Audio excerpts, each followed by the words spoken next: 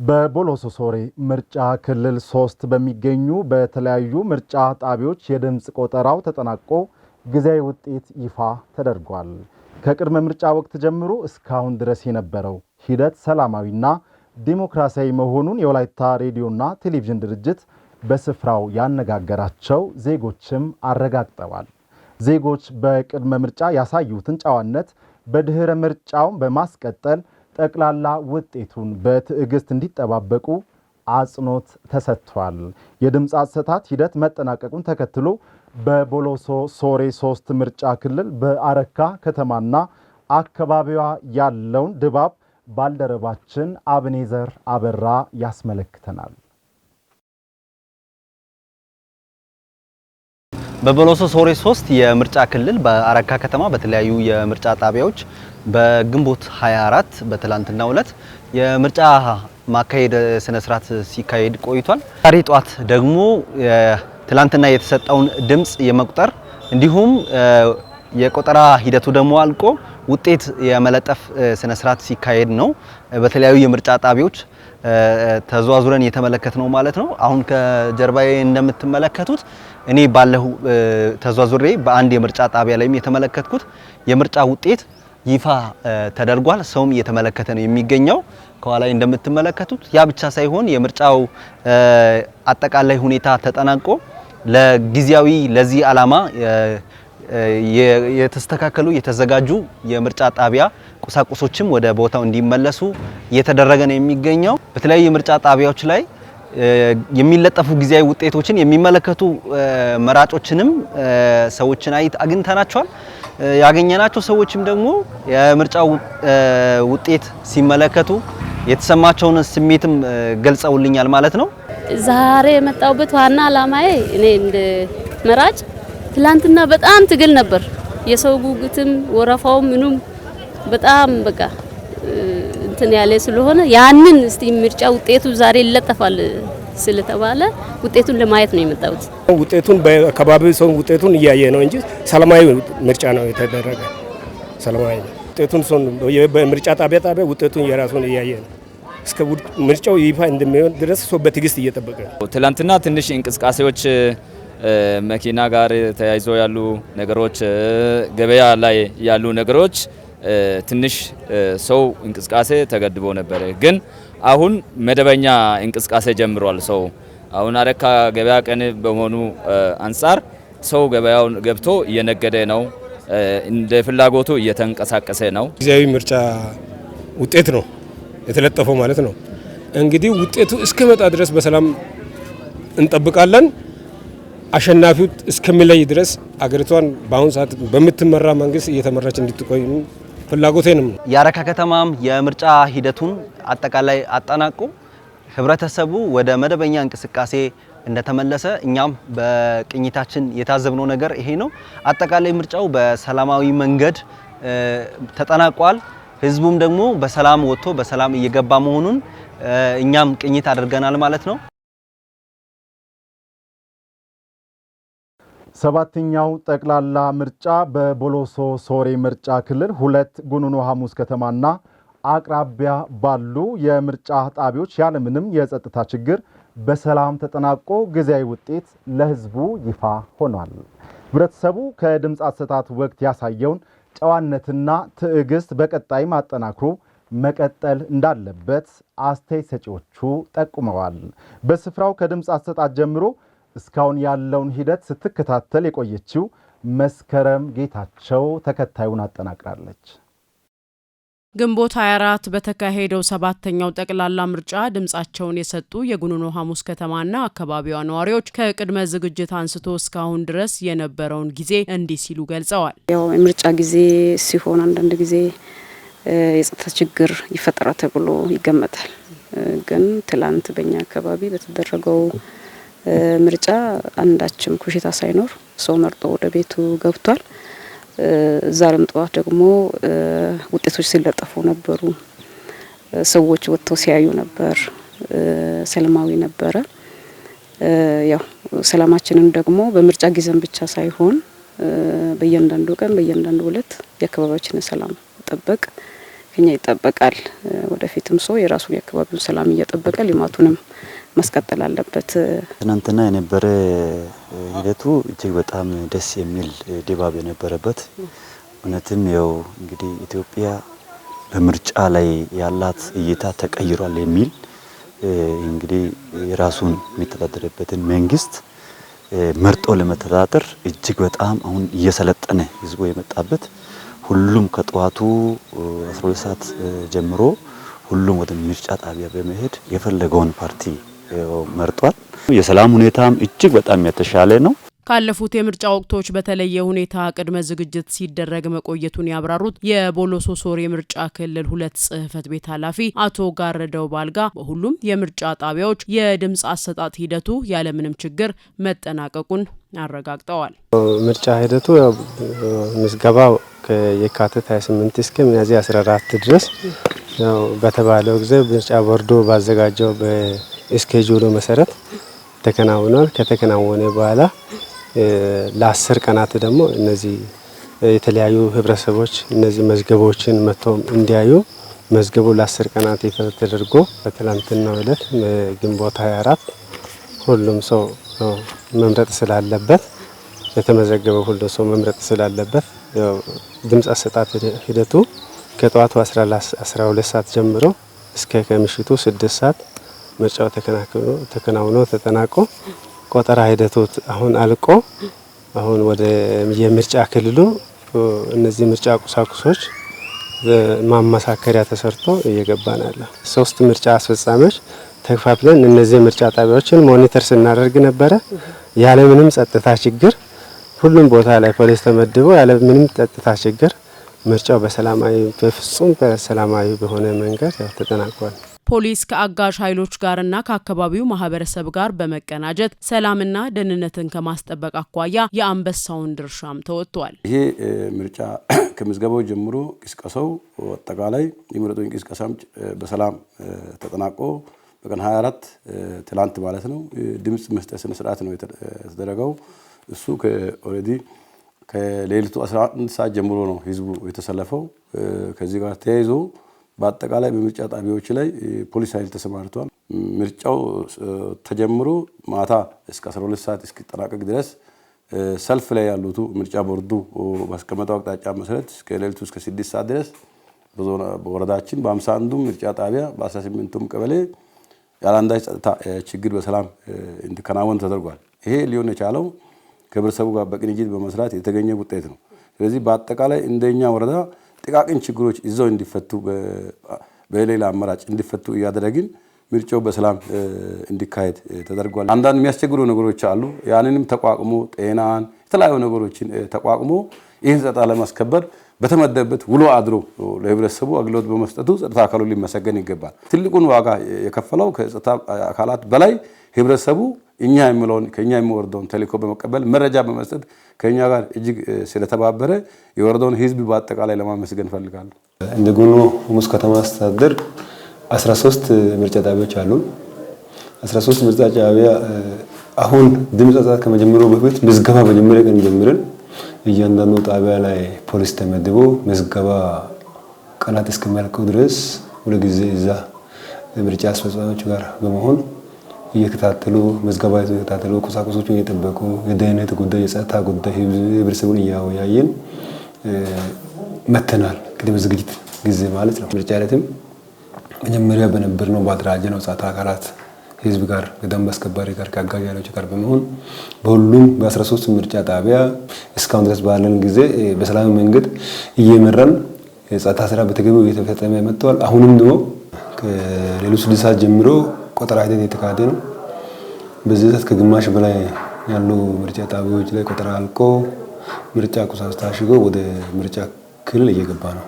እስካሁን ድረስ ከጀመረን እስካሁን ድረስ ከኛ ጎን ሳይለዩ ምርጫ አስፈጻሚም ከምርጫ ቦርድ የተመደቡ ሰዎችን ታዛቢዎችም ከተማ ህብረተሰብም ለጸጥታ ስራ ቅድሚያ በመስጠት በመተባበር ጸጥታ ካለ ሁሉም ነገር እንዳለ ጸጥታ ከሌለ ሁሉም ነገር እንደብላሽ ቅድሚያ ተረድተው ከኛ ጋር ሲሰሩ የነበሩ የሚዲያ ሰዎችም ጭምር በራሴና በጉኖ ሐሙስ ከተማ ተቋም ስም ለማመስገን እወዳለሁ።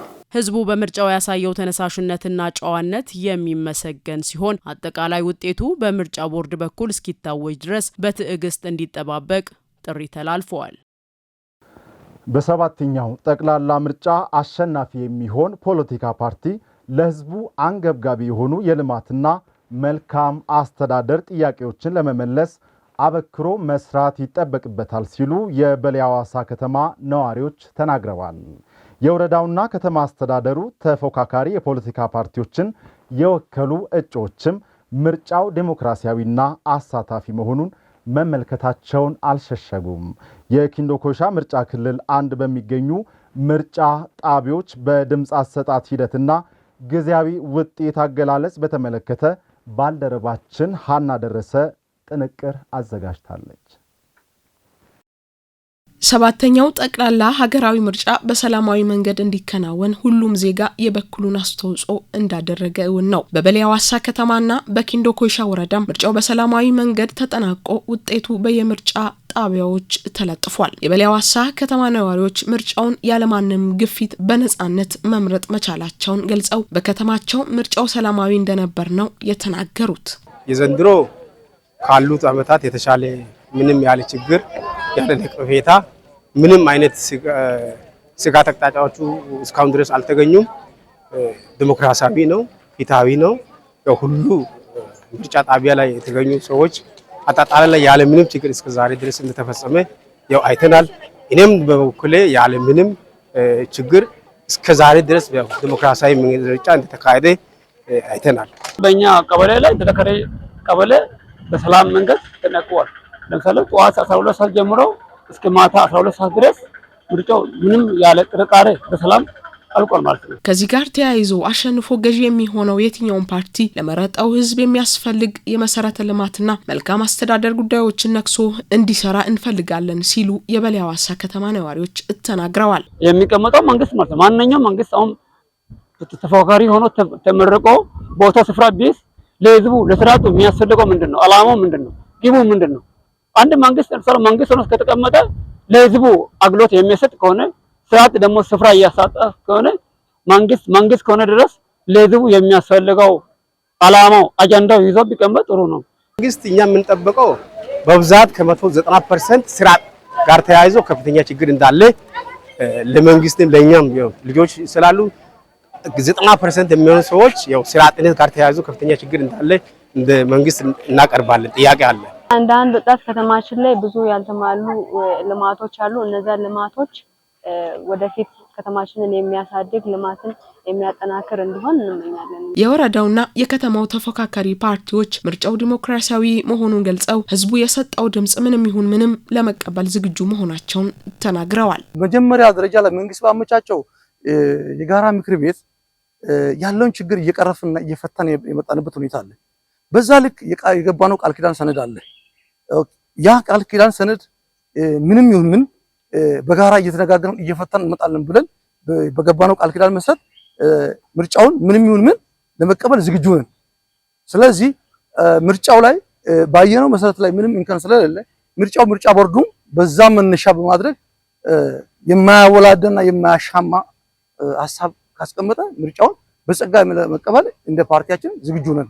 ለተፎካካሪ ፓርቲ የሰጠውን መብትና ግዴታውን በማስጠበቁ መንግስትም የጋራ ምክር ቤት በማቋቋሙ የምክክር ኮሚሽን በማቋቋም የሀገሪቱን ችግር እንዲፈታ በማስደረጉ ሂደት ምንም አይነት ችግር ሳይፈጠር በተፎካካሪ ፓርቲ ተጽዕኖ ላይ ሳይደርስ መጠናቀቁን አውቃለሁ በሁሉም ምርጫ ክልሎች ላይ። ይሄ ደግሞ ምንድነው? መንግስት በሰጠው በዲሞክራሲ ስነ ምህዳር ስፋት መነሻ ህዝቡ የሰጠው አምኖ መቀበል ነው። ህዝቡ በራሱ ድምጽ የሰጠው ፈራጁ ህዝብ ነው። የራሱን የፈለገውን ማንም ሳያስገድደው የፈለገው ውጤት የተሰጠው አምኖ ተቀብሎ በአብላጫ ድምጽ ደግሞ ለመራው ጋርም አብሮ እየሰራ ያለው ችግሮችን ቢኖርም በጋራ እየፈታ በማኒፌስቶን አንዳንድ ሪዮት የተለየም ቢሆንም የተሻለ አማራጮችን እየተጠቀምክ ለህዝብ የተሻለ ነገር ለማበጀት የተሻለ ሐሳብ የሐሳብ በላይነት በማመንና ያለው ችግሮችን ቢኖሩ በጠረጴዛ ዙሪያ በመወያየትና ህዝቡን በሚጠቅም መልክ ማንንም ቢሆንም ህዝብ እንዲጠቀም ነው። ተጠቃሚ ህዝቡ መራጩ ህዝብ እስከሆነ ድረስ ህዝብ የሰጠው ድምጽ የህዝቡ እስከሆነ ድረስ አምነን ተቀብለ ቀጣይ ደግሞ ካሸነፈው ጋርም ያለው ነገር በሰላማዊ በዲሞክራሲያዊ በነፃ መንገድ አብሮ ተጋግዞ መስራት ነው። የሚያለያየን ነገርም ካለ በወንበርና በጠረጴዛ ዙሪያ በሀሳብ በላይነት መግባባት ነው የሚሻለን የሚበጀን። ሰባተኛው ጠቅላላ ምርጫ በኪንዶ ኮይሻ ምርጫ ክልል 1 ባሉ በነባር 9ና አዲስ 3 ምርጫ ጣቢያዎች በሰላም የተጠናቀቀ ሲሆን የምርጫ ውጤቱ ተለጥፎ ለህዝቡ ይፋ ሆኖ ህብረተሰቡ እየተመለከተ ውሏል። ከሰባተኛው ጠቅላላ ሀገራዊ ምርጫ ጋር ተያይዞ ያዘጋጀነው መረጃ አሁንም እንደቀጠለ ነው። አብራችሁን ዝለቁ።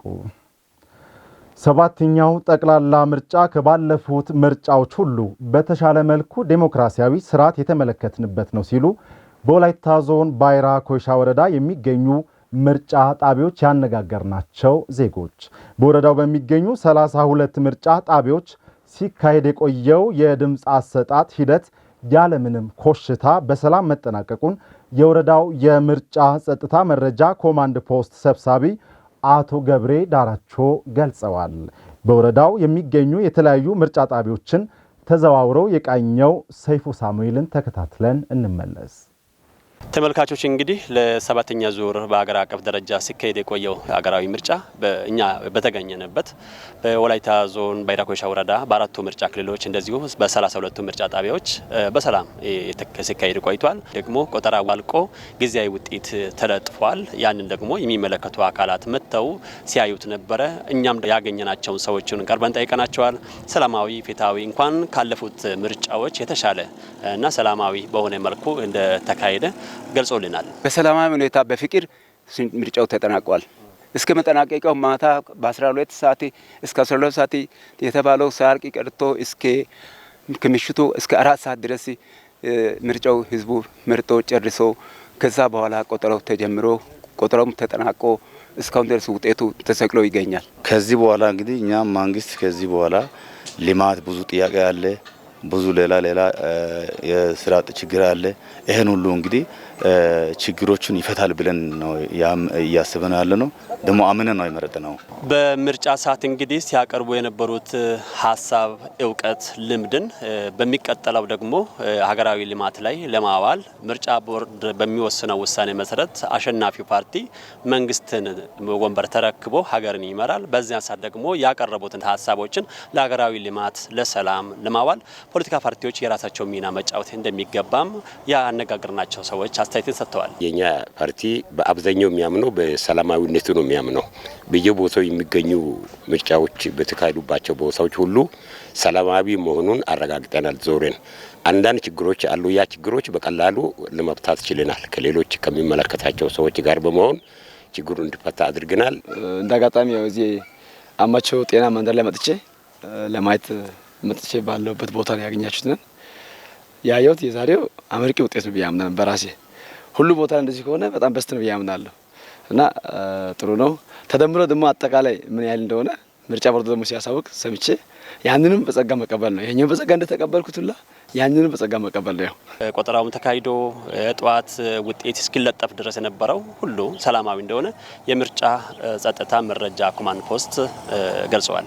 እኛም ደግሞ ለጸጥታ ስራ በጣም ዋጋ ሰጥተን ነው እየሰራ ነው። ከኮማንድ ፖስት የጸጥታ ኮማንድ ፖስት ጋር ተባብረን እቅድ አውጥተን በእቅዳችን መሰረት ገምግመን መውረድ ያለብን አቅጣጫ ወርደን ባየነው ልክ ህዝባችን በጣም ሰላማዊ ስለነበር እኔ እግዚአብሔር ይስጥልን ነው ህዝቤን የሚለው። ምንም አይነት ግብግብ ከሌላ ተፎካካሪ ፓርቲም ጋር ፖሊስ እኔ አደረገ የሚል ነገር ምንም ነገር ሳይፈጠር ያው በሰለጠነውና የተጣለበትን ኃላፊነትን በተገቢው ነው የተወጣውና በወላይታ ዞን ባይራ ኮይሻ ወረዳ ያሉ ምርጫ ጣቢያዎች ላይ የነበረው የድምጽ አሰጣጥ ቆጠራው ሌሎች ጸጥታ ጋር ወይም ከምርጫ ጋር በተያያዙ ስራዎች በሙሉ ሰላማዊ በሆነ መንገድ እንዲጠናቀቅ እንግዲህ ማህበረሰቡም ፖለቲካ ፓርቲዎችም ታዛቢዎችም ባሉበት ምርጫ ጣቢያ ላይ ያደረጉት ይሆን ያሳዩት ተሳትፎ ለዚህ ሰላማዊ መንገድ ምርጫው እንዲጠናቀቅ አስችሏል ያሉት ደግሞ እኛ ቀርበን የጠየቅናቸው የወረዳው ዋና አስተዳዳሪ ዶክተር አሸናፊ ጳውሎስ አስተያየት ሰጥተዋል። አጠቃላይ በህብረተሰብ ተሳትፎ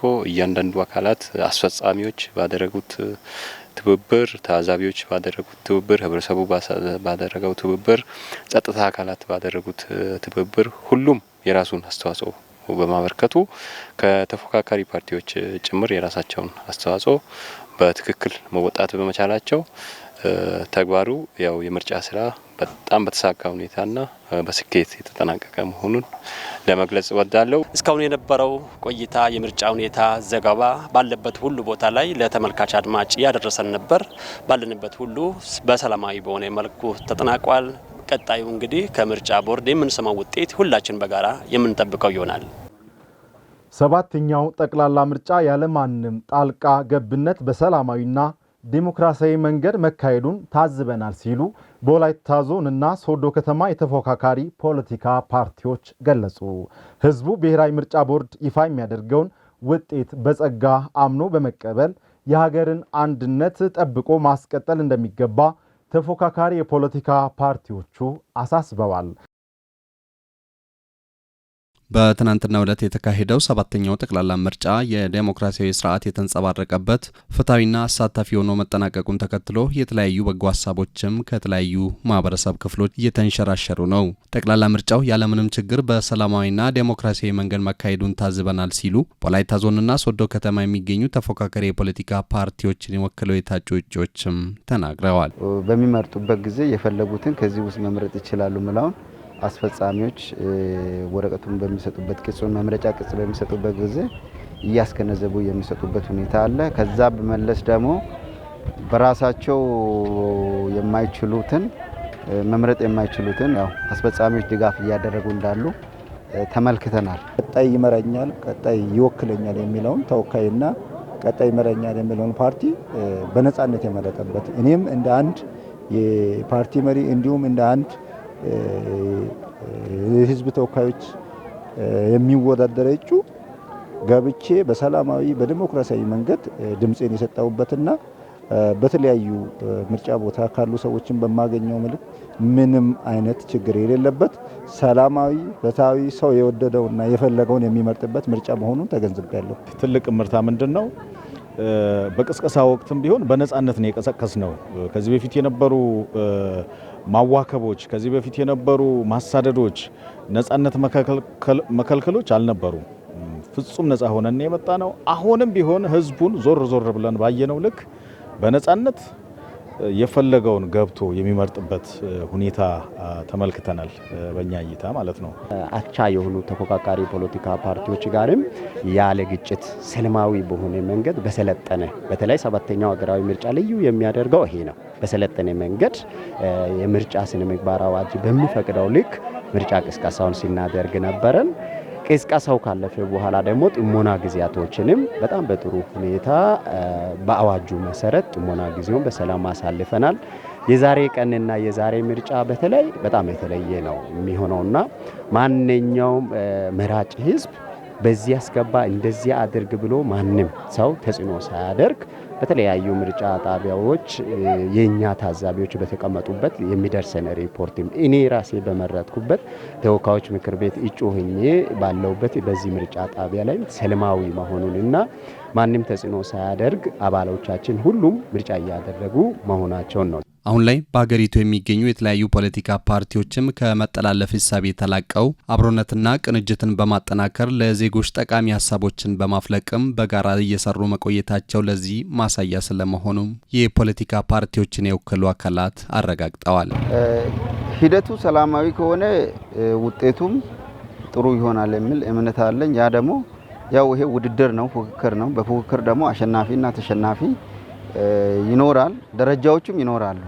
ስለዚህ በሂደት ላይ ያጋጠመን ችግር ከሌለ ውጤቱን ያው ሁሉም ፓርቲዎች በዛው ልክ ተረድቶ ቢቀበሉ ጥሩ ነው የሚል ሀሳብ ነው ያለ። ምክንያቱም የሀገር ሰላም ለሁላችንም ጠቃሚ ስለሆነ ውድድር በባህሪው አሸናፊና ተሸናፊ ያለበት ነው።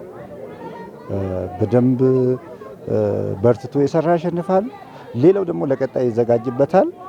ከሲተቱና ከጉለቱ ተምሮ ቀጣይ ተዘጋጅቶ ብቁ ሆኖ የሚመጣበት ነው። ምርጫ በባህሪው ህዝብ የመረጠው ስልጣን ይዞ የሚያስተዳድርበት፣ ሌላው ደግሞ መብቱንና ክብሩን ጠብቆ ለቀጣይ የሚዘጋጅበት ስለሆነ አሁን ያለው ገዢው ፓርቲ ማሸነፈ፣ ተፎካካሪ ፓርቲዎች ማሸነፉ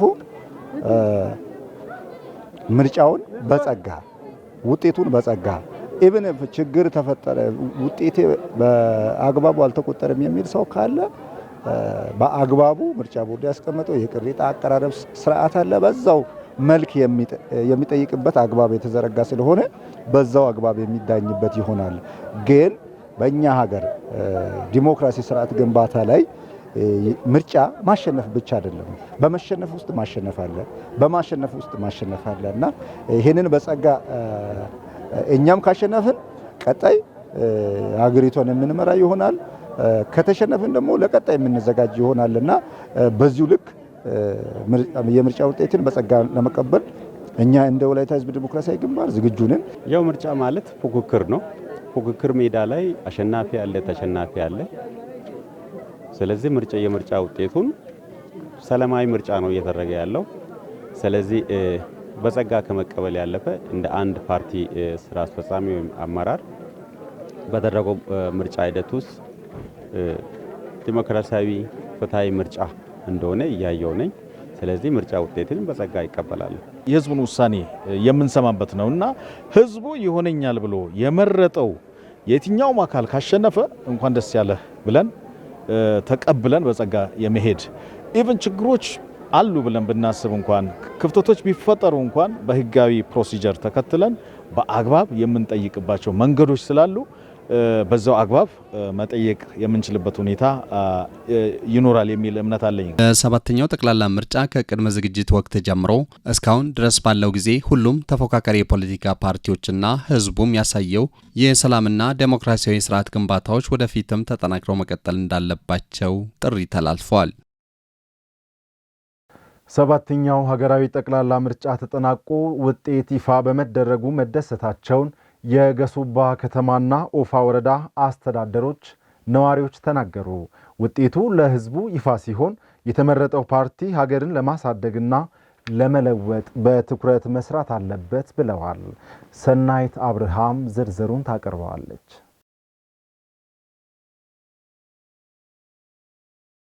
ሰባተኛው ሀገራዊ ጠቅላላ ምርጫ በትናንትናው ዕለት በስፋት እየተከናወነ መቆየቱ ይታወሳል። እስከ እኩለ ሌሊት 6 ሰዓት አልፎም ወደ አዲስ አበባ አካባቢዎች በተለያዩ አካባቢዎች ምርጫ እስከ ምሽት ድረስ እየተከናወኑ እንደነበሩ ይታወቃሉ። በዚህ መነሻ በገሱባ ከተማ 13 ምርጫ ጣቢያዎች እንዲሁም በኦፋ ወረዳ ወደ 51 ምርጫ ጣቢያዎች መራጮች በሰላም ወጥቶ ድምጻቸውን ሲሰጡ ነበር። ከዛም ባሻገር በዛሬው ቀን ውጤቱ ተለጥፎ የከተማና የወረዳ ነዋሪዎች ሲመለከቱ ነበር። በዚህ መነሻ ነዋሪዎች ውጤቱ ተለጥፎ በማየታቸው መደሰታቸውን ገልጸውልናል። አሁን ከነጋ ሁሉም ቦታ ዞሬ አይቻለሁ። ነገር ግን ይሄ ጣቢያ ትንሽ ዘገይት ብዬ ነው የመጣው። ስመጣም እንደተለጠፈ አይቻለሁ። ደስ ብሎኝ ውጤቱ እንደጠበቅኩት ሆኖ ነው ያገኘሁት። ምርጫው እጅግ ሰላማዊና ፍትሃዊ በሆነ ሁኔታ ትላንት መርጠናል።